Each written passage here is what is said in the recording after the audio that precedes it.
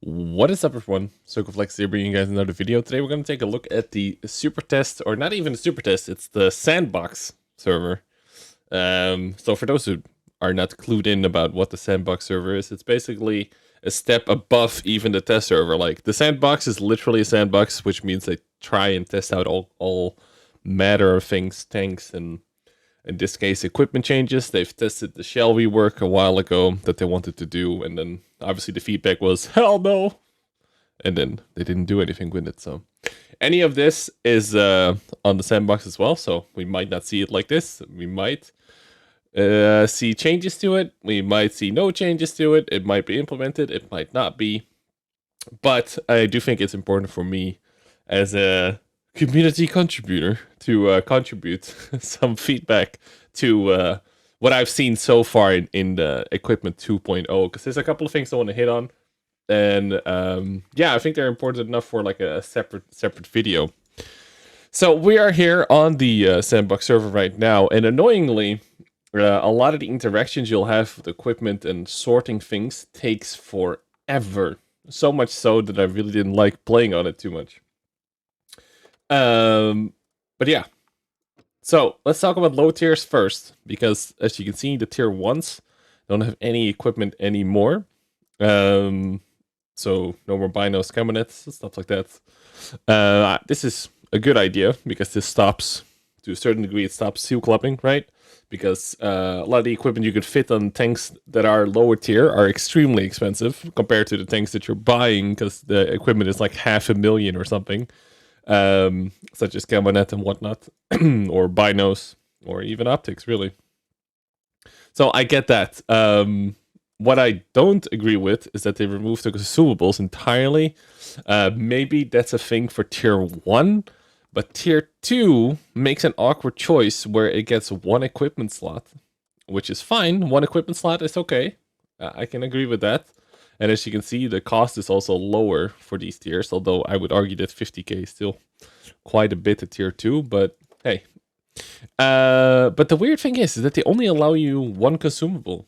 And I think, while at tier 1, it might still be okay to have nothing, right? Just to, it's an intro game, and that's where you start. At tier 2, I really think you should just have the options to install a manual fire extinguisher, a small first aid kit, and what would be the other thing? Oh, yeah, the small repair kit. None of the other options should be available. Like, why the hell can I put chocolate on a tier 2 vehicle when your whole rework of these lower tier options is because, well, you want to combat seal clubbing a little bit, right? Yeah, but in what I would say is consumables, you should know these basics, starting at tier 2 at least.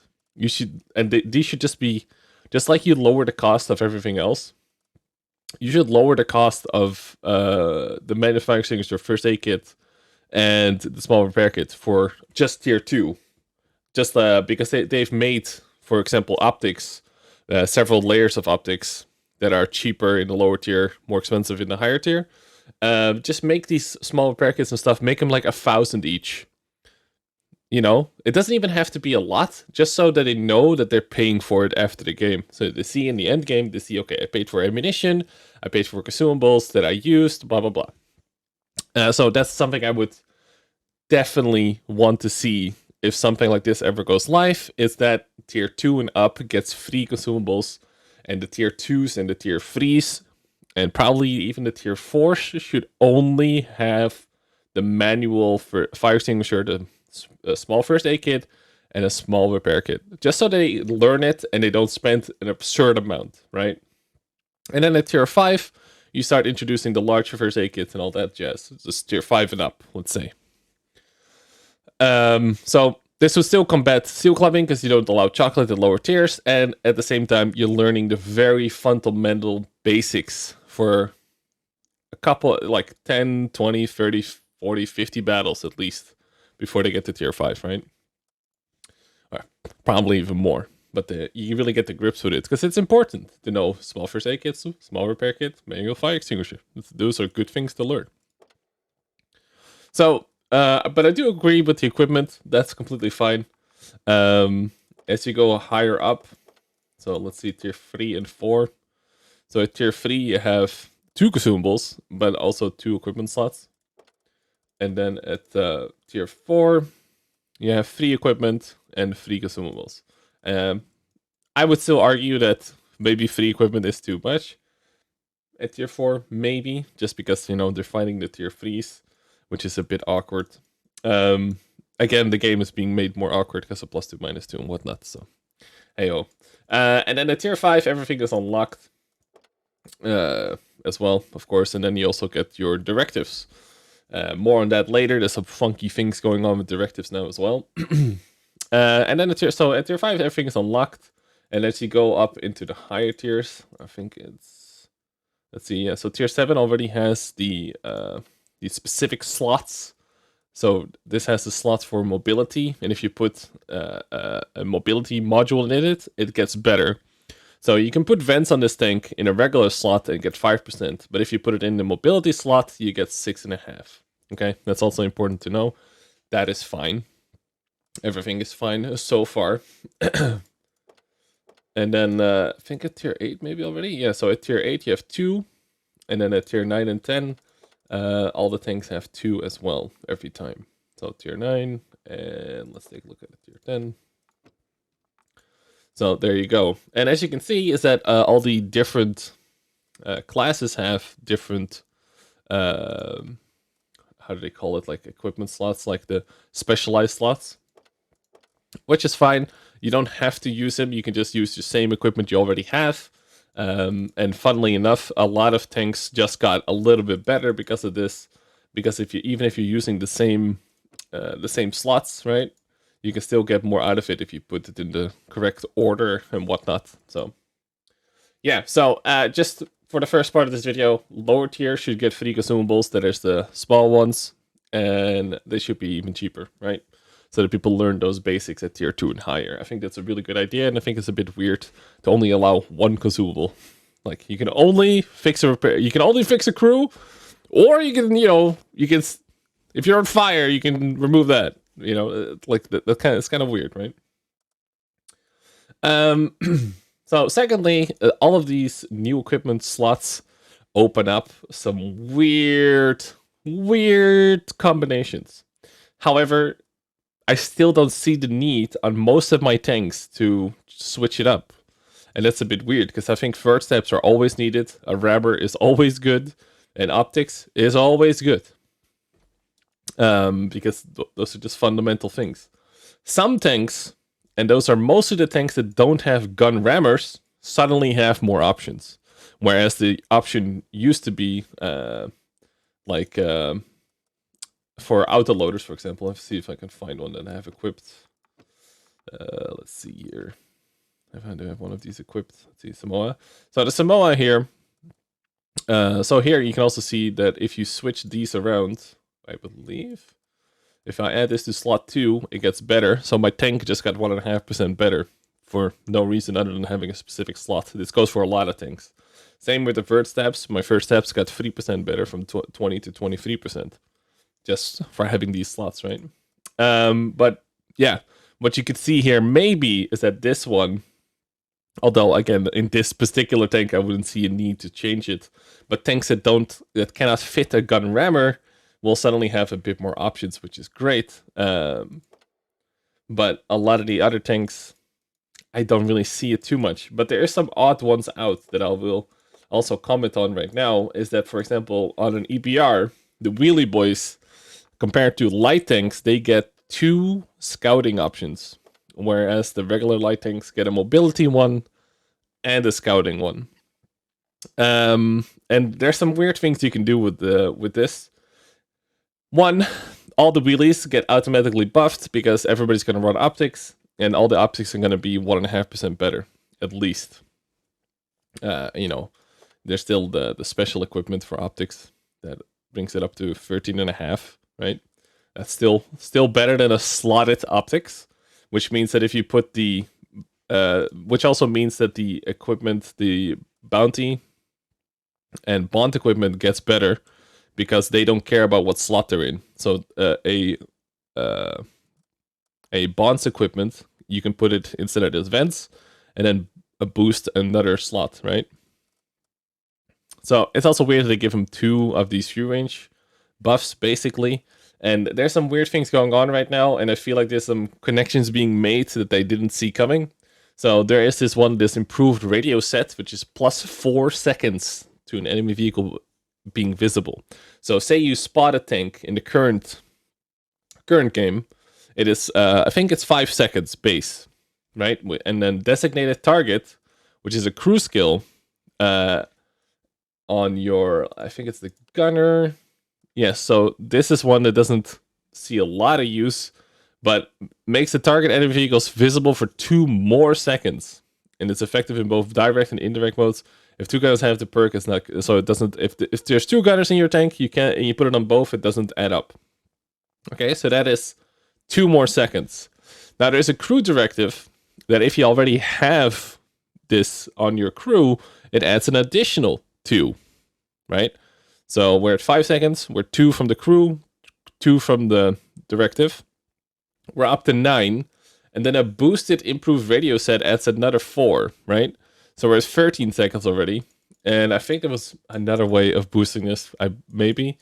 So you're already visible whilst getting spotted once. So say you're on a hill or whatever, you get spotted, you move back, right? 6 sense goes off, you move back, and then you're like, okay, it's been about 5-6 seconds, I should be good to go back to the bush, but guess what?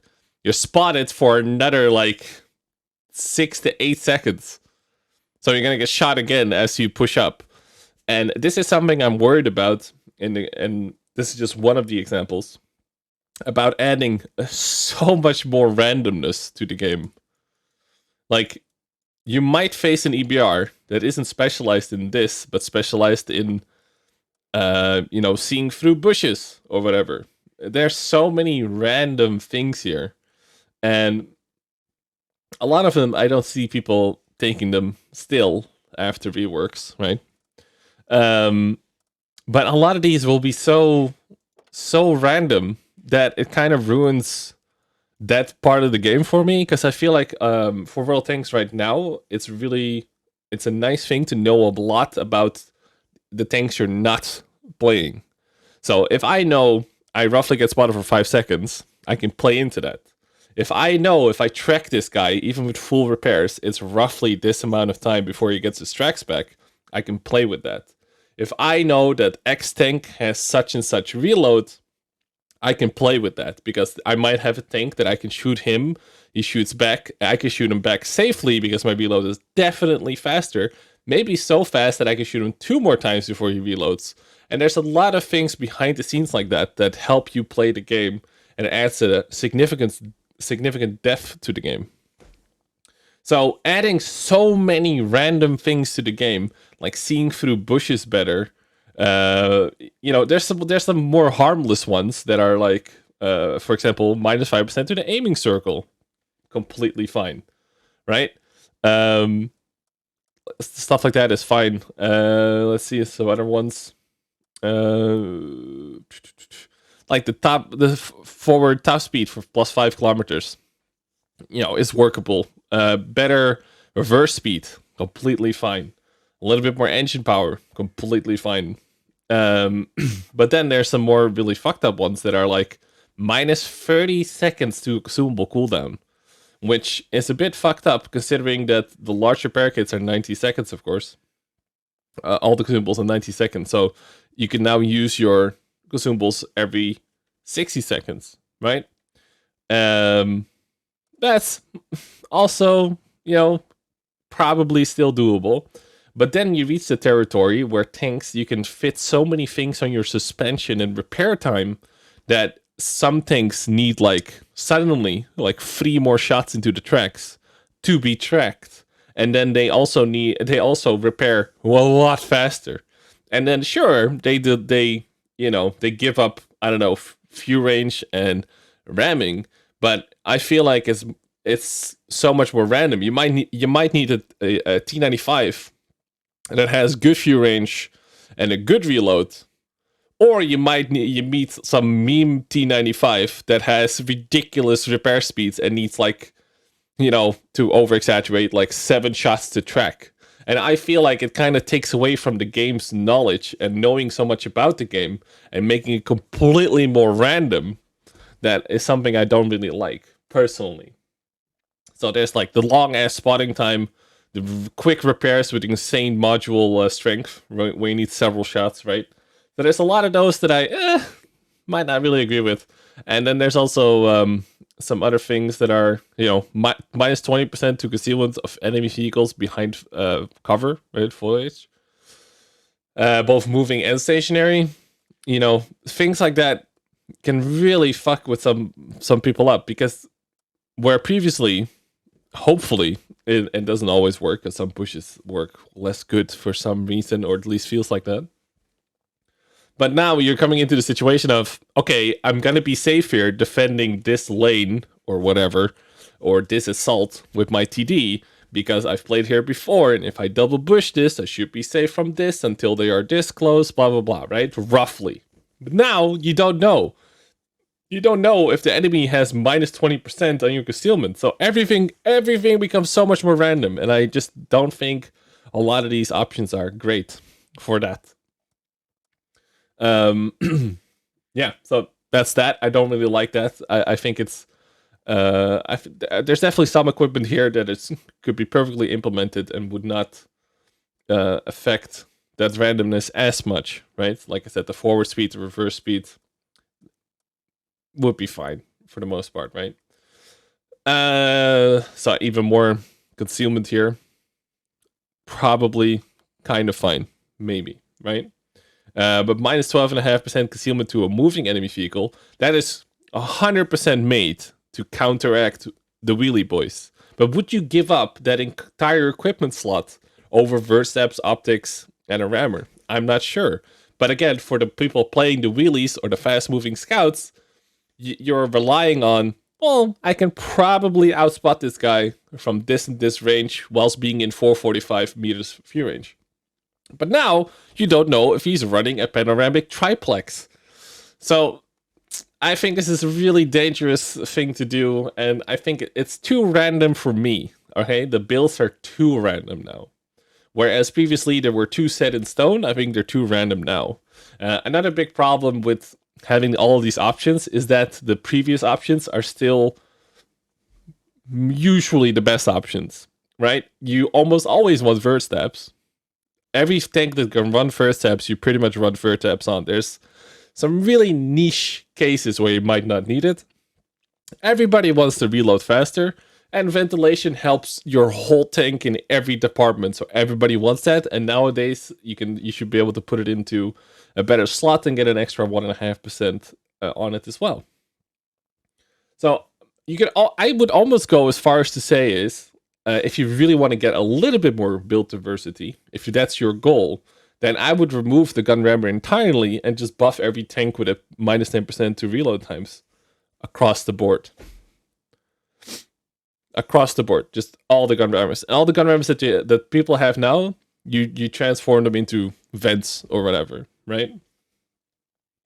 So that's some of the issues I have. There is one thing and this is probably for now my closing statement on this.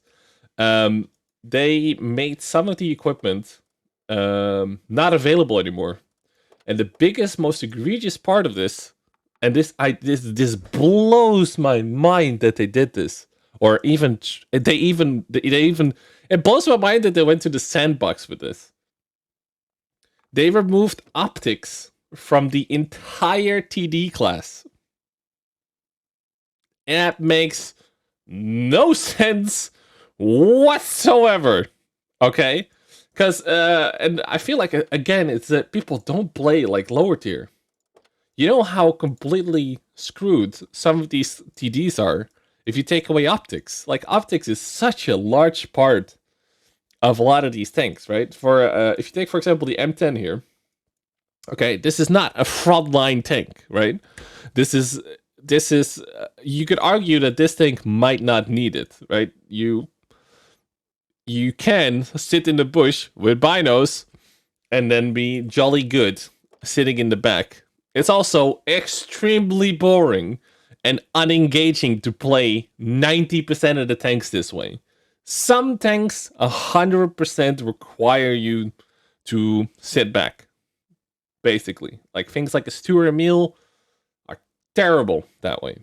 But even those tanks tend to do better with optics than with binos. And the reasoning for that is that a lot of these like casemate TDs have horrible gun traverses. So every time you're aiming at someone, you know, especially if they're faster, you tend to move your chassis as well, which ruins your binos and cabonet options, which is why I never really run those anyway. Taking away optics makes no sense for even the camping TDs, and it totally doesn't make any sense for the assault TDs. With an SU-100M1, they purposely made the gun more derpy and gave it more armor because they wanted to assault things. You want to go with the heavies. You want to go fight things in the streets. You don't want to be sniping with these things, preferably. You could. It's not as great as other TDs that have better gun perimeters but less armor. Why the hell are you taking away optics from TDs? You're making the whole class. And how many TDs do I have? How many TDs do I have that are tier, let's see, tier 5, 6, there we go.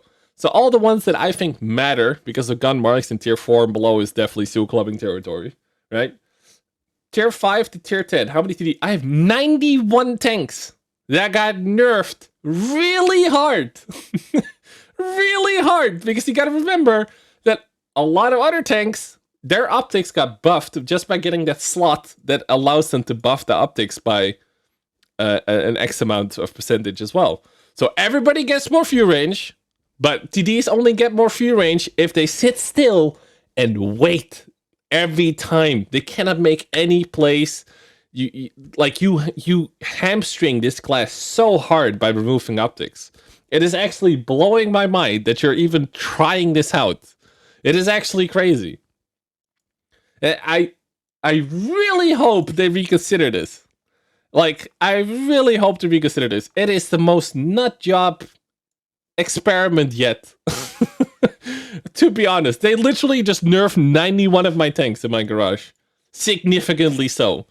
And the lower tier you go, so like tier 7, 6, and 5, those tiers got nerfed so hard with this.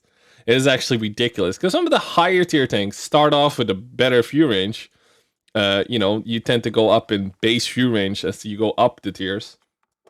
It is absolutely ridiculous that this is even being considered.